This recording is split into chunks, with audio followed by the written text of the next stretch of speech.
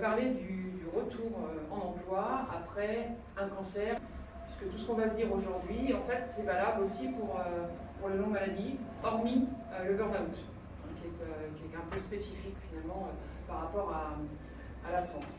Moi, je suis là en tant que patiente ressource. Patient ressource, donc c'est un dispositif qui a été mis en place pour accompagner les malades.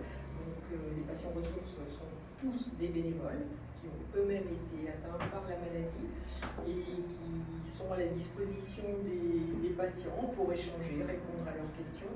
Et on intervient aussi en témoignage en entreprise, mais aussi auprès des professionnels de santé, les futurs médecins, effectivement, pour leur apporter notre expérience, leur dire ce qui nous a plu ou moins bien. On joue le rôle de patient et effectivement, le futur médecin en face de nous doit nous annoncer qu'on a un cancer. Et voilà. C'est pour améliorer ce point faible. Ceux qui sont organisés aujourd'hui, c'est le dépistage du cancer du sein et du cancer colorectal. On a une commission sociale, ça aussi c'est important peut-être que vous le sachiez, pour des personnes pour qui la maladie non seulement va créer des soucis de santé, mais la double peine, c'est que ça peut aussi provoquer des soucis financiers.